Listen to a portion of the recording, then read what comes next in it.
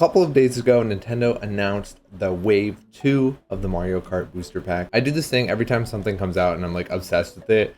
I go on Wikipedia and I just like look look at literally everything about it. I don't know why, I'm just like, I'm a little weird. Okay, so while I was looking at the Wikipedia for like the waves and stuff, I noticed that there is a little bit of a pattern between the first wave and the second wave.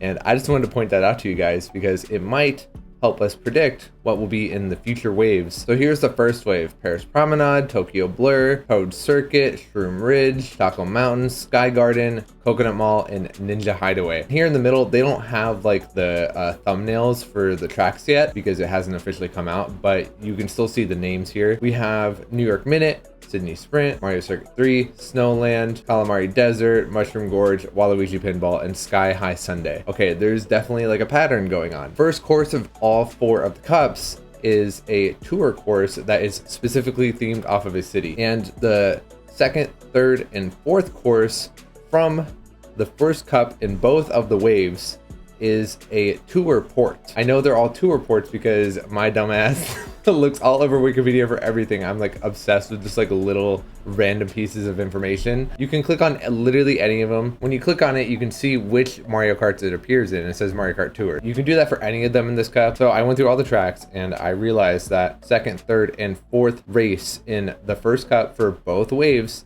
are all also in Mario Kart Tour. And I also noticed that the second course in the second cup in both waves are not in Mario Kart Tour. So they are retros, but they are original to the DLC. The third one in the second cup is in Mario Kart Tour, and the last one in the second cup are both new tracks. So I put together this little this little thing. So in case you forget, we got the city tracks, we got the tour ports, we got the retro not from tour, we got the new track. So if Nintendo continues to follow this pattern for all of the waves, it could be pretty easy to predict what is going to come out in the future waves. So assuming they follow this pattern, we can kind of like maybe guess what we're going to see pretty soon. So it's very likely that they are going to use all of the city themed tracks in all of the DLC. So since they have Paris Promenade, Tokyo Blur, New York Minute, and Sydney Sprint as the first course of every single one of the cups, there are 8 cups remaining and there are 7 city tracks left. There's London Loop, Vancouver Velocity, Los Angeles Laps, Berlin Byways, Singapore Speedway, Amsterdam Drift, and Bangkok Rush. So something important to take note of is in Mario Kart Tour, there are different variations of all of the tracks. Tokyo Blur has 4 different courses, as well as like the reverse and all that stuff. In the DLC version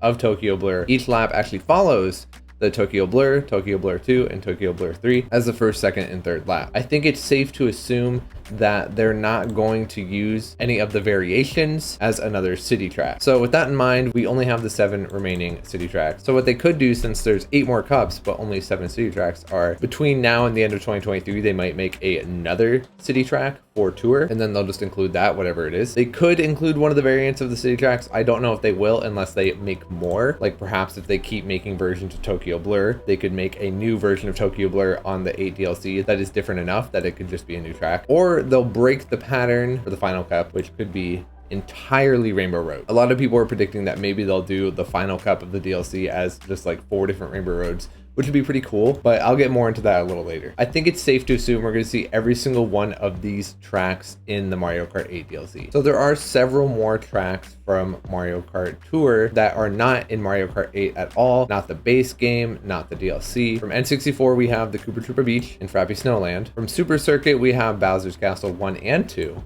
Cheep Cheep Island, and Sunset Wilds. In Double Dash, we have Daisy Cruiser and Dino Dino Jungle. For DS, we have DK's Pass and Airship Fortress. And Wii, there's DK Summit, Koopa Cape, and Maple Treeway. The lists are a little longer for the SNES version and Mario Kart 7. For the SNES one, in Mario Kart Tour, there's Mario Circuit 1, 2, and 3. There's Donut Plains 1 and 2. And remember, Donut Plains 3 is already in Mario Kart 8. Ghost Valley 1, Taco Island 1 and 2, Vanilla Lake 1 and 2, Koopa Troopa Beach 2. And for Mario Kart 7, there's Daisy Hills, Cheep Cheep Lagoon, Shy Guy Bazaar, Mario Circuit, Rock Rock Mountain, Wario Shipyard, Rosalina's Ice World, Bowser's Castle, and Rainbow Road. So we have 4 per wave of the Tour Port Retro track. So that means there will be 16 more in total. So I would say that of the 16 remaining, they will all be within this list. There are 33 tracks on this list. So it's pretty safe to assume that 16 of these 33 titles will be in the Mario Kart DLC. It could possibly be less than that because Tour might keep making tracks. So there might be a track that's going to be created on Tour that will be ported over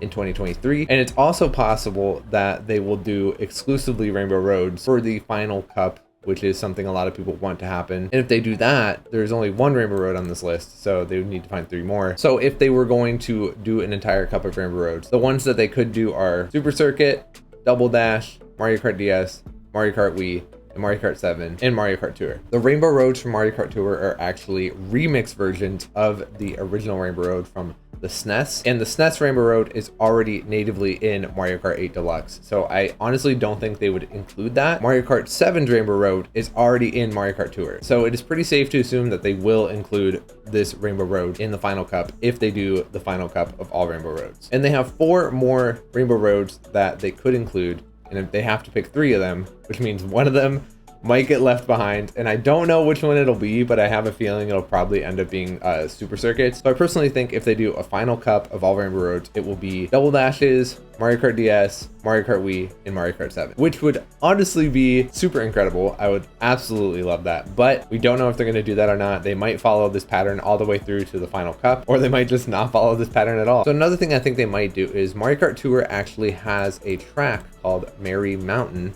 which is a Tour exclusive track. It is also one of Tour's 2 tracks that are not themed after a city. So Merry Mountain was actually their Christmas track. Something I think they might do with Merry Mountain, though, is similar to what they did to Ninja Hideaway. So in the DLC, they don't label Ninja Hideaway as being from Tour, even though it was technically first in Tour. So what I think happened is Ninja Hideaway was created for the Mario Kart 8 DLC before it was announced or anything, and I think they already just had it done, so they just put it in Tour. This is a new course. Even though it was on Tour first, it is not labeled as being from Tour. So I think Nintendo wants you to believe that it is just from Mario Kart 8 and it just is also on Tour. But also, I don't see why they wouldn't put their new tracks on both of the games. So it makes a lot of sense. Sky High Sunday is actually getting put on Mario Kart 8's DLC first, but it says in the announcement video that it will be added to Mario Kart Tour at a later date. So they're just making these new tracks and they're just going on both of the platforms. So something I think they might do